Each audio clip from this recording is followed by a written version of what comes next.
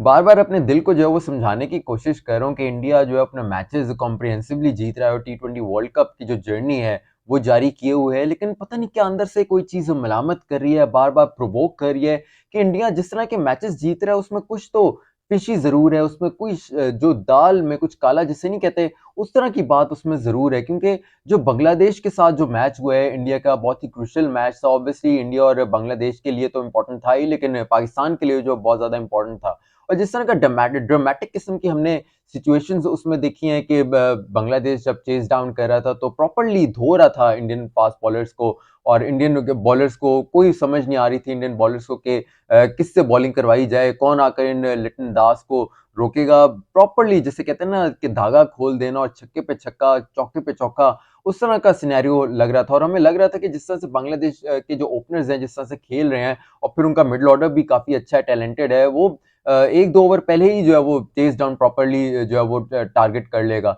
लेकिन all of it sudden बारिश शुरू हो गई और उसके बाद जो है वो थोड़ा ट्विस्ट आया कहानी में, थोड़ा ड्रामाई किस्म का माहौल बना। हमने देखा कि कप्तान रोहित शर्मा इंडिया के जो हैं और साथ में जो शाकिब अल हसन है बांग्लादेश के कैप्टन, वो अंपायर्स के साथ डिस्कशन कर रहे हैं, कुछ बहस हो रही है। शाकिब अल हसन भी जो है वो रोहित शर्मा के साथ कुछ बात कर रहे हैं, मजाक में कुछ उन्हें कह रहे हैं, क्योंकि बारिश होगी तो उसके बाद सूखने का अमल, जो सूखने का वेट था ना कि ग्राउंड फील्ड जो वो सूख जाएगी या ग्राउंड जो है उसको सुखाया जाएगा, तो क्या प्लेइंग कंडीशंस जो है वो इस तरह की होंगी कि उधर मैच हो सकेगा, क्या बैटर्स जो हैं उस पिच पर क्या रनिंग हो सकेगी, क्या फील्डर्स जो हैं वो प्रॉपरली रनिंग कर सकेंगे, बॉलर्स का जो रनअप है वो क्या हो पाएगा या नहीं हो पाएगा, उस पर शायद बहस चली थी। शाकिब अल हसन को हमने देखा कि बार बार वो बहस कर रहे थे, तो शायद यही अंपायर्स को समझाने की कोशिश कर रहे थे कि ये जो आप हमें कह रहे हैं कि जाकर खेलो, ये अभी नहीं है, अभी कंडीशंस उस तरह की नहीं है। और हमें इसी तरह की बात नजर आ रही थी, क्योंकि अगर देखिए ऑब्वियसली इंडिया तो चाह रहा था कि वो खेले, क्योंकि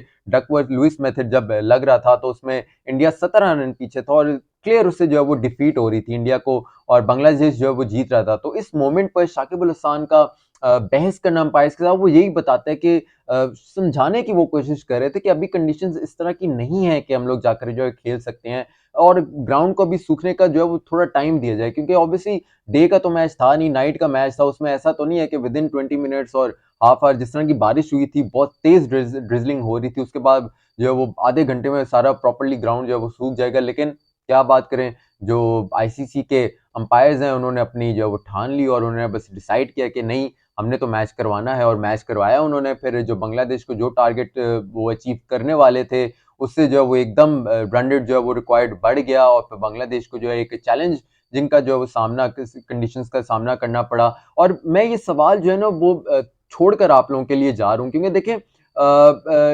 अब जब आउटफील्ड जब बारिश होती है, ठीक है, तो उसके बाद जो आउटफील्ड होती है वो हैवी हो जाती है, वहां बॉल जो वो तेजी से फिरती नहीं है, तेजी से बाउंड्री की तरफ जाती नहीं है, रुक जाती है। और यही हमने जो वो मैच में भी देखा। और क्या ये अंपायर्स को नजर नहीं आ रहा था कि आउटफील्ड जो वो हैवी है, अभी इसको सुखाना है, इसको सूखने का थोड़ा सा टाइम तो दें, थोड़े से अगर कट ऑफ ओवर्स हो भी गए तो कोई बात नहीं, लेकिन सूखने का इसे टाइम तो दें, क्योंकि इक्वल लेवल पे जो है वो दोनों को जो है प्लेइंग फील्ड दोनों के लिए होनी चाहिए। लेकिन अंपायर्स ने जल्दबाजी की और ओवर्स भी कट ऑफ होने के लिए जो वो ऐसा लग रहा था जैसे वो चाह नहीं रहे थे कि ओवर्स कट ऑफ हो, क्योंकि ओवर्स कट ऑफ होते तो बांग्लादेश को उसमें फायदा होना था। और मुश्किल कंडीशंस में बांग्लादेश को फिर आगे मैदान में छोड़ दिया गया, जहां वो जीत रहे थे वहीं वो पैनिक कर गए और फिर बांग्लादेश एकदम कोलाइड कर गई। लेकिन इसमें फिशी जरूर था, क्योंकि एरास्मस जो अंपायर हैं वो ना सिर्फ बांग्लादेश के भी मैच में थे जब इंडिया खेल रहा था, बल्कि पाकिस्तान के मैच में भी थे जब इंडिया जो वो खेल रहा था। और आपको पता है कि विराट कोहली का जो नो बॉल का चक्कर हुआ था, जो मोहम्मद नवाज ने बॉलिंग करवाई थी, बहुत कंट्रोवर्शियल हो गई थी कि क्या वो नो बॉल है या नहीं है। उसके बाद फिर हमने देखा कि आज का डिसीजन भी जो लिया गया वो इंडिया के फेवर में चला गया, यानी कि सारे डिसीजंस जो है वो इस टी20 वर्ल्ड कप में वो इंडिया के फेवर में जा रहे हैं। और अब मुझे समझ नहीं आ रहा कि इसको हम कॉम्प्रिहेंसिव विन कहेंगे या कंट्रोवर्शियल विन कहेंगे, क्योंकि ये कॉम्प्रिहेंसिव विन तो हुई नहीं, इसमें तो साफ दिखाई दे रहा है कि आपको आईसीसी के जो एलीट पैनल जो अंपायर्स हैं ऑन फील्ड, वो किसी तरह इंडिया को फेवर करने की जो है वो कोशिश कर रहे हैं। क्योंकि हमने बार बार देखा, एक बार नहीं देखा, बार बार देखा कि विराट कोहली भी इवन वो अपना जो इम्पोज करने की कोशिश जो कर रहे होते हैं, अपना फैसला वो अंपायर को देख कर रहे होते हैं, भाई नो बॉल है, ये वाइड है, इस तरह की जेस्चर्स वो दिखा रहे होते हैं, लेकिन कोई उस पर रेफरी ने कोई उस पर एक्शन नहीं लिया और कोई विराट कोहली को फाइन नहीं किया। हमने तो यही देखा कि विराट कोहली ना सिर्फ इस मैच में बल्कि पाकिस्तान के मैच में भी इस तरह की हरकतें कर रहे थे कि इन्फ्लुएंस करने की कोशिश कर रहे थे अंपायर को कि वो डिसीजन ले और इन फेवर ऑफ इंडिया के जो डिसीजन है। तो इस तरह की बातें जब होती है ना तो डेफिनेटली फिर थोड़ा शक जो है वो ज़रूर जाता है, क्योंकि ये एक बार है नहीं, बार-बार होती है और इसपे एक तो डिसअपॉइंटमेंट इस तरह की होती है कि जो क्रिकेट फैन्स होते हैं उनको थोड़ा न्यूट्रल होना चाहिए, लेकिन इंडियन क्रिकेट फैन्स जो है उनकी क्या ही जो है वो बात करें। वो इस बात पे भी डटे हुए हैं कि बहुत अच्छा हुआ है आईसीसी इक्वल्स टू बीसीसीआई, और वो इस बात पे भी डटे हुए हैं कि पैसे से जो है वो सब कुछ होता है। इसी तरह के कमेंट्स जो हमें सोशल मीडिया पे पढ़ने को मिलते हैं। लेकिन ये जो